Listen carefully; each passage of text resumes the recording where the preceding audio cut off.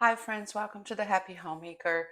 Today, I am going to talk about my story as a homemaker. And this is supposed to be an encouraging video to make you feel better if you have struggled with it, because I have struggled with it for a long time, or I used to, until I found some tricks and some ways of getting myself motivated to do my housework, to take care of my home, to take care of my family. So, if you're interested in getting to know more about the art of homemaking, because I think it is an art and it's something that can be very creative, that you can enjoy. It doesn't have to be drudgery, it doesn't have to be difficult. So that's what I'm here to talk about today. And I hope you stay until the end. And let's get started. So, I have kind of an unusual story when it comes to homemaking, because I didn't grow up in a home with a homemaker. My mother always worked. My parents, when I was very little, started one business that became three businesses. So both of my parents were running those businesses for my whole life until almost the time that I got married. So my mother was very good at homemaking. She was very good at getting the house in order, at cleaning, at cooking, even though she didn't enjoy any of those things. So she would rather be a working woman. So we had a lot of hired help. So we had a full-time staff. We had full-time maids and a cook and a driver and people to do everything. So I grew up not having to even get a glass of water. I would just get the maid and ask her for one. So for most of the week, the staff was at home and then they would go home on weekends. They lived with us during the week. And that's when I was allowed to go into the kitchen to get a snack and to get things like that, because the rest of the time there were people working there. So it wasn't a place for the kids. So it was an interesting way to grow up. But the result is that I was never taught how to make my bed, how to do laundry. We had a laundress, somebody who came in 3 times a week to do all of our laundry. So, someone just to do that. So it was a very different way of growing up. And I got married at 21.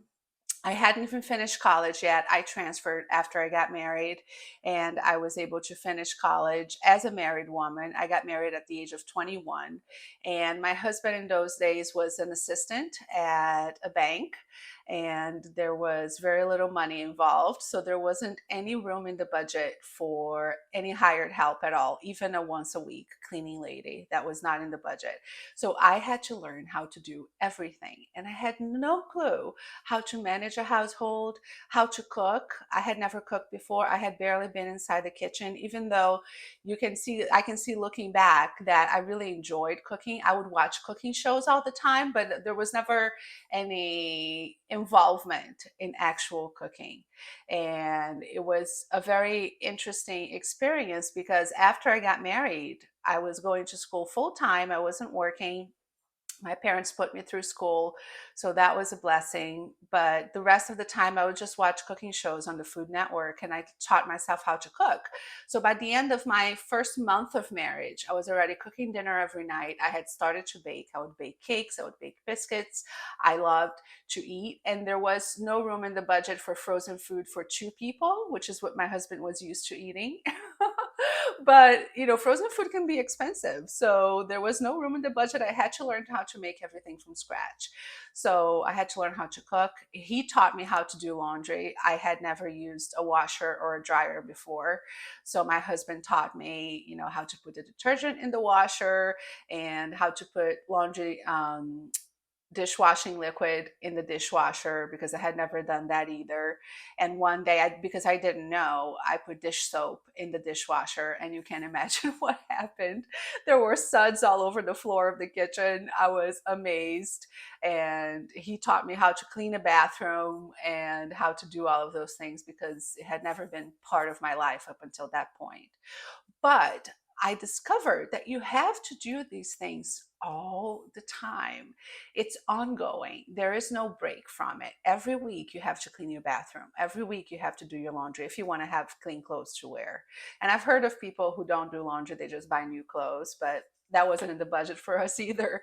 So I had to learn all of those things. And managing a household is very different than having the skills to clean a house and to cook. You may know how to cook, you may know how to clean a house, but can you motivate yourself to do it? And that was the problem that I had. I still had a few ideas in my head that that wasn't really my job. From the spoiled upbringing that I had. So it took me years to get over that and to think, no, this is my home. This is my place of work, because that's what it really was. After I graduated from college, I started working for about a year, then had a child. By that point, I had been married for about 5 years. So, I had a child and stayed home with him until he was about 4 years old. And during those years, I had to now learn how to take care of the house and take care of an infant and then a toddler for that time. So it was very difficult. And I still had those hangups of, okay, we should be having a maid now, and I shouldn't be doing any of this. And for the longest time, I did not want to take ownership of that role. And my homemaking life did not change until I learned how to get over that barrier. So this is what you need to ask yourself. What were the messages that you had about homemaking growing up? Was it a chore? Was it something that you were punished with? Because there are a lot of families who do that. Oh, you did such and such wrong, so now go to your room and clean your room.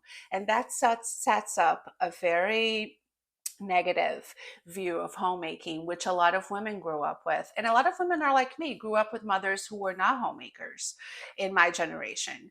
So that had already started, unfortunately. And I won't get into any of that here, but I believe that the best life is a life at home.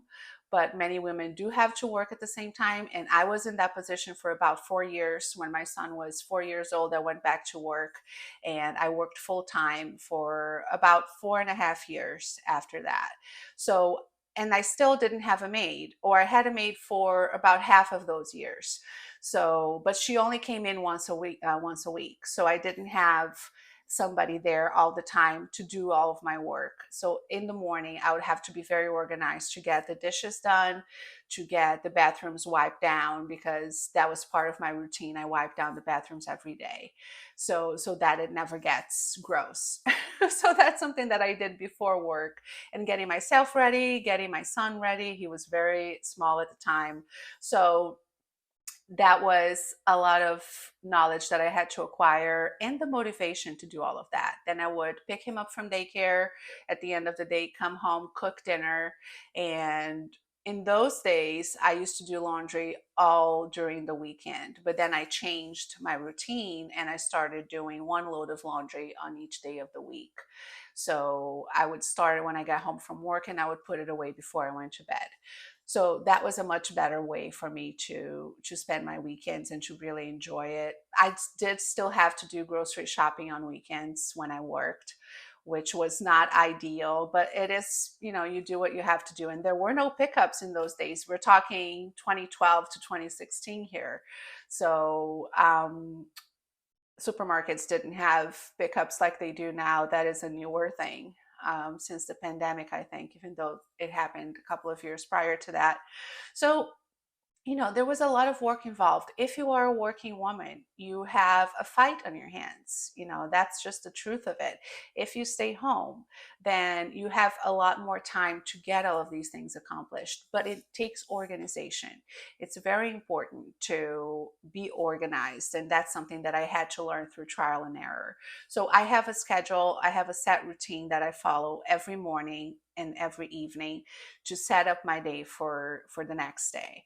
Especially if you have to get out of the house the next day, it is imperative that you have a routine at night to set up your day. Choose your clothes ahead of time. That's what I did when I worked. I would choose my clothes and even my accessories ahead of time, and leave that in the closet so that I didn't have to think about it in the morning. I would pack lunches the night before, so that I used to pack lunch for my husband because he still worked, and lunch for my son because he needed that, and a snack for daycare. So, there was a lot of packing that happened at night, and I remember being exhausted. That's what I remember from those days when I worked. So, I love being a homemaker. It is my passion. I enjoy every part of it. I enjoy the cooking because I love to eat, as you can probably tell. And I love to bake. So now I have time to do all of those things, and it makes me so happy. And the laundry is done and put away by 1 o'clock in the afternoon every day. But you have to have some goals for yourself. And here's the thing, start small. I did not go from being a careless homemaker to being a good one. And within even 1 year, it took multiple years for me to get there because I took baby steps. First I focused on getting all of the dishes taken care of every day. So after each meal, I would do all the dishes and load up the dishwasher, run it at night, unload it in the morning so that it was ready for the rest of the day. So you have to have these systems in place to get yourself going, to get yourself organized. And one thing that has really helped me, because I didn't really change until I started seeing women on YouTube taking care of their homes and enjoying it. And it was a source of joy for them. I'm like, well, I can be like that. I'm a homemaker now, after I quit my job after 4.5 years, and I was able to stay home with my son again. He was about 8 years old at the time, and I was so happy that I had that time with him, that I hadn't wasted it all, working outside the home. So it was very interesting for me to see how my mindset changed when I saw those women taking care of their homes and enjoying it. It's like I gave myself permission to do the same thing. So, take care of your home, clean. And now my life is perfect as far as homemaking goes. It's very easy for me to get up in the morning and have a set schedule of weekly um, routines that I have, everything that I clean in the house once a week. And I break that up from Monday through Friday. I don't do weekly cleaning on weekends. Saturday morning is when I take care of my seasonal tasks, those monthly or semi monthly tasks. So I take a couple of hours Saturday morning to get those done, just because Monday through Friday, my schedule is taken up by those other weekly cleaning chores because I like to break them up. So, if you organize yourself and put, pen to paper or open up a note on your phone and just write down the things that need to be done every day, the things that need to be done weekly, and assign those on your calendar and have an appointment with yourself to get those things done. I cannot live in chaos. It's impossible for me. It brings me a huge amount of anxiety if I see a bed unmade, if I see a sink full of dirty dishes. I do not like that. I don't do well with that. So I know that for my mental health, my space has to be clean and it has to be organized. So, it's just harmful to you if your room is cluttered, if there are clothes everywhere, if there are dishes, if there's trash laying around. So the first thing you do is you pick up all the trash, you take all the dishes to the sink, then you work on getting those dishes cleaned, you load the dishwasher, or you do them by hand, or both. So you have the system to cleaning your room. And it doesn't have to be overwhelming. Maybe you can pick up all the trash today and you can pick up all the dishes tomorrow if your house is really difficult to clean. So give yourself baby steps, and there is hope. That's what I'm here to tell you. I used to have a lot of difficulty doing the weekly tasks in my home, but now there's a trick that I use that gets me motivated, because I still have days when I don't want to clean the toilets in my house. So, all I do is that I just tell myself just 5 minutes. Just work for 5 minutes, and after that, you can quit and you don't have to keep going. And then I get myself up and I always finish. There hasn't been a time when I looked at the clock, I'm like, oh, 5 minutes is up, I don't want to do this anymore. So it's really about getting over that hump of getting started. So if you tell yourself just 5 minutes, then it will be a lot easier to get started, and you probably will finish your task. But if not, even doing 5 minutes or whatever it is that you're procrastinating about is better than not doing anything at all. So that's what I have for you today.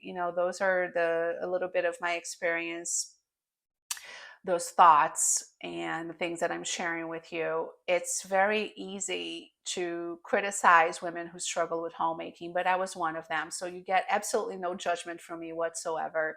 If you have trouble, changing your sheets every week, that is a big one for people. There are a lot of people who don't change their sheets once a week. And if you're one of them, I'm here to understand you. It used to be very hard for me to get on top of laundry, especially changing the sheets. Now I change them once a week because I have evolved a little more in my homemaking and I've learned a few tricks. The 5 minute trick works really well with changing sheets. Just do 5 minutes. You just get them off the bed and you put the new ones on as fast as you can so that you don't even feel it. And then that one just has to go into the washer, the one that you just took away. So have two sets of sheets for your bed. That's one tip for you. So that you make your life easier. Because if you have to take them off the bed, wash them, and then are you really going to get to that by the end of the day to put it back on the bed? And then it's like 10:30 at night and you haven't made your bed yet? Don't go there. So just have two sets of sheets for each bed in your house and you'll be all set. I have more than that because I have a little issue with sheets. I love them. And I buy too many sets for each bed, but at minimum, you need two sets. So that's one tip for you. So thank you for being here. That's what I wanted to share with you today. And I hope that you've gotten some value from this video. If you have, please click that subscribe button down below. It really helps my channel. I've been trying to post now every Friday and every Monday. Every Friday, it's a video about homemaking and about me giving you ideas of how to take care of your own home. And I have different things that I want to talk about that I want to cover in the future. And then on Mondays, I post a cooking video, something that I'm cooking or baking. So make sure you check those out. And my schedule is going to be changing a little bit next week because we are going to our beach house on Cape Cod. We live in Southwest Florida right now during the year, but my son is done with school this coming Thursday. And then on Friday, we fly to Boston and, get into a car to go to Eastham on Cape Cod. If you know the area, it's a beautiful area. We've had a summer home there for a few years now, and we spend the whole summer on the Cape. So that's what I'll be doing. And I'll be doing some Cape featured videos too. So it will be really interesting to see how my videos will change over the next few weeks. But I intend to keep the same schedule. So I hope you stick around for that and leave me comments down below if you enjoyed this content, if you'd like to hear more, or what you would like to see. Thanks for being here. Bye.